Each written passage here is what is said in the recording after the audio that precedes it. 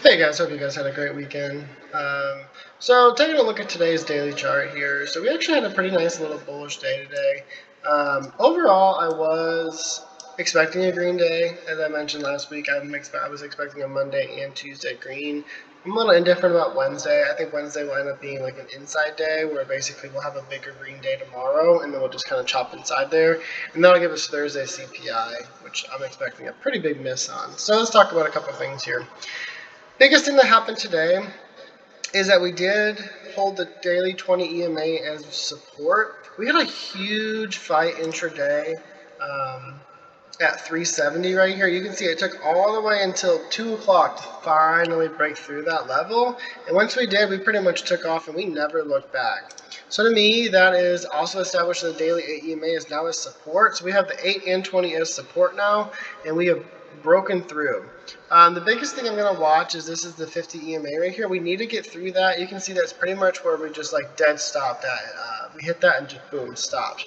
So currently right now, 380 is our biggest resistance. You can see the CPI sell-off level right here is actually a 380 resistance also for tomorrow. So as long as we push through 380, the I said CPI, I meant FOMOC. The FOMOC drop, we will be through that resistance.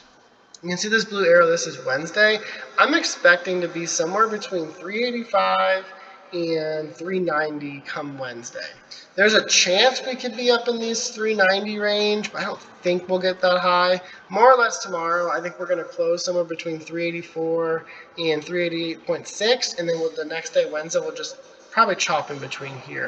And then CPI is going to come in. I personally think we're going to get a miss, and I think it's going to be a pretty red day, like a 3 to 4%er, and we're going to end up somewhere back in this 375 to 378 range. However, if I'm wrong, there is a potential we could double top right here at 380, and we actually could see a nice sell-off, and once we break 378 support, then I'm going to be looking for a retest down here at 370.6. Looking at the weekly, you can see we still have the nice rising wedge. You can see it kind of gives us that range of 386 for the actual, this is off just a little bit, there we go. About 386.5 for this downward trend that we're in right now, but the actual channel is what we're watching right here. Looking at Futes, so I was talking about that FOMOC sell-off line, that's right here. I don't know why my lines are off slightly. I don't know if anybody else is trading view does that sometimes, but they just like tweak them just ever so slightly, and it really bothers me.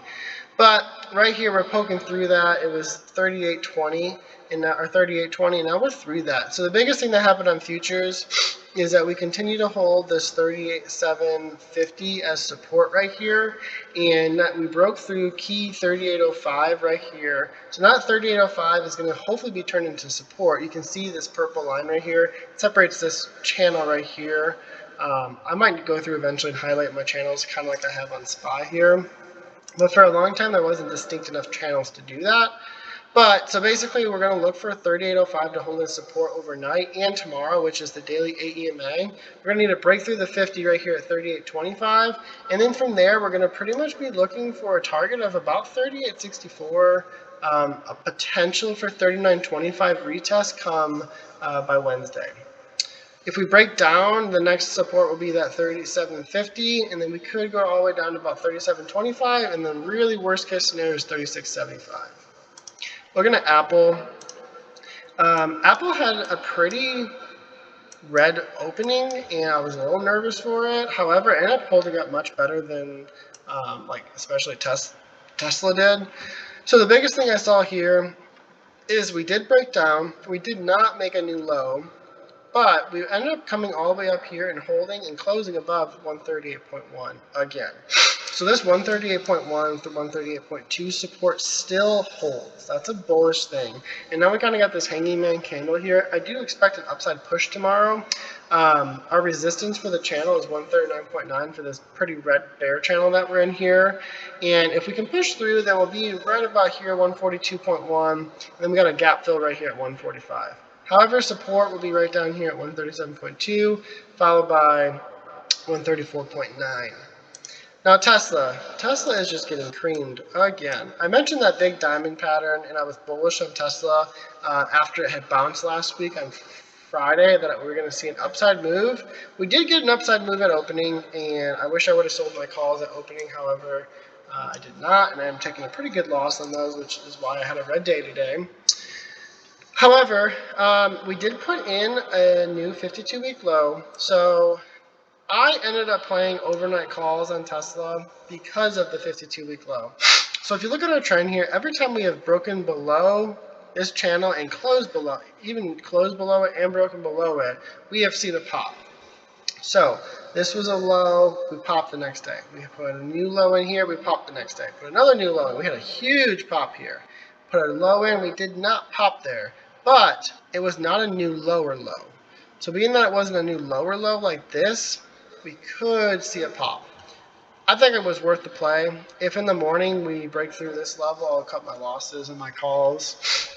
But more or less, I'm expecting a move up. But with this diamond pattern being broken, it does open the downside, and you can see we have this falling wedge form right here. So we really could go all the way down to, really 188 tomorrow would be a pretty big bounce area to watch for. So talking about the VIX, I looked for it because the way I do my videos, I record off of TradingView, and I can go through all my trading views, but I can't go into another window without editing the videos. So I couldn't find it on TradingView. I was looking for a fear and greed index, but if someone knows what it is and you have it on TradingView somewhere, I was trying to find it. Let me know in the comments so I can look it up and show you guys tomorrow what I'm looking at visually. But the VIX is continuing to unwind. And this is actually the 20th day that the VIX is either closed red or closed less than 1% green. So this is 20 days of just straight. Pretty much since October 11th, which October 11th was 2 days before CPI. So since 2 days before the previous CPI, the VIX has just dropped, which you can see we have rose with it. So something I'm looking for here, and this is not the VIX, but the fear and greed index, is that since we've done the last fear and greed index, looking at the numbers of the peaks, we are hitting the peak of the greed that we usually hit. Generally, the greed is about 60 to 65 before we see a reversal. So if we look at January 4th, so I'll go up on SPY here so you can kind of visualize this with me here. So January 4th, right here. This is our first fear peak, or first greed peak, So we were at a greed of about 65 on the index, and we dropped all the way to a fear of 20 right around here. So we had a 12.5% drop over 13 days. The next big one was this March-April top. We had the greed index at 62, and then we dropped 16.7% over 32 days to right here. Obviously, we had another sell-off in June, but this is considered the fear-greed sell-off. And then in August, we had the August high. Greed hit 68. That was the highest that it hit before a sell-off. And then we hit low of 15 in September, right here, 2 weeks before CPI. Right now, our greed index is hitting 61. We're at a 61 on the greed index. So there's potential of what I'm seeing right here is that we are going to see CPI come in this week. We're going to come up here. We could form a nice double top at 390. And then we're looking at about, if the trend holds correct, about a 26-day sell-off. So that would put us, let's see, 5, 10, 15, 20, would be the 9th, 25 would be the 16th.